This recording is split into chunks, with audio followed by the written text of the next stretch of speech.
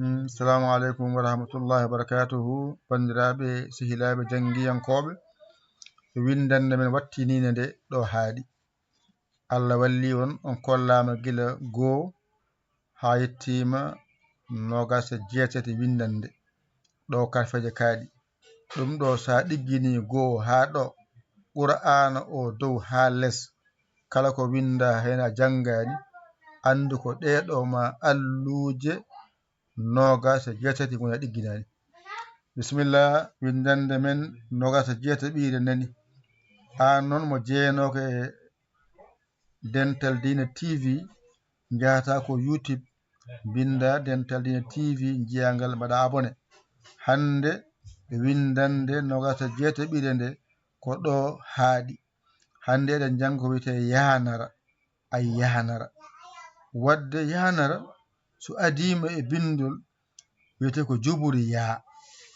Hakkunde bindol ko juburi yaa. Sara bindol noon ko ɗo wiyete yanara. Walla alama wondi hay goto wiye yanara. Walla ngel ɗo waɗani wattani ko yurit yurit. Wadde ɗum woni yaa mawɗo yaa tokos e Pulaar. Wadde yanara tan janguɗa e juburi yaa gasi e yurit. Ɗo woni juburi yaa nani. Ɗum ɗo fof so rendi ko yanara o goto woni yurit. Wadde a faami ndeɗo windande ko ha ganda yanara no windirte, ganda juburi yaa no windirte, ganda yurit no windirte. Gasi adi ardi. Ɗum woni yanara. Ɗo woni juburi yaa so adima ko ni wayata. Ko yanara o so adima e bindol hoto wimo yanara wiyetan ko juburi yaa. Ay ko yaa ay yanana ay jubur mbiya yaa. A jangi jubur ba, jubur mbiya ta, jubur mbiya na. A jangino jubur ba, a jangino jubur ta, a jangi hande jubur yaa. Ko jubur ba, jubur na, jubur ta, hande garɗa e jubur yaa. Ko jubur ko nayi ngodi. Ko jubur ba woodi, e jubur na, e jubur ta, e jubur yaa. Toɓɓere wotere less woni juburu ba, wotere dow woni juburu na, ɗiɗi dow ko juburu ta, ɗiɗi less no woni juburu yaa. Hande garɗa e juburu yaa. Wadde ɗo wiyete juburu yaa. Ɗo wiyete juburu yaa. Wadde ar wande bindol yowani, hakkunde bindol yowani, sara bindol ko yowani, alama wondi hay goto yowani. So wayni noon inde nde wonta yorit. So wayni wiye yanara. Ɗo ko yanara, ɗo ko yanara. Ɗo ko juburi yaa, ko juburi yaa.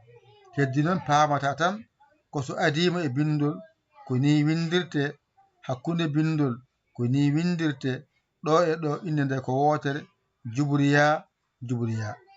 Ɗo e ɗo ko inde wotere. So woni sakket bindol ko yo windire ni, seeri ndima yo windire ni, inde nde ko wotere yanara yanara. Ɗo noon so waɗini a yiɗi bindol tan wiyete ko yurit. Ma jangoy allazi ɗum ɗo ma yi ɗum toon.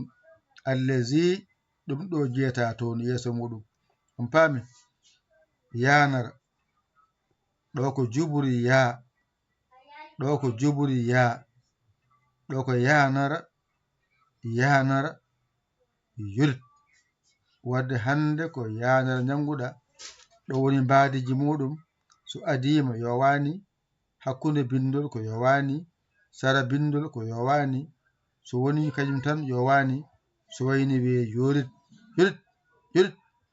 Wadde jangen ɓaaren yanara juburi yaa so adima, juburi yaa hakkunde bindol, yanara so wattindima, yanara so serindima, so wayini waɗini yurit.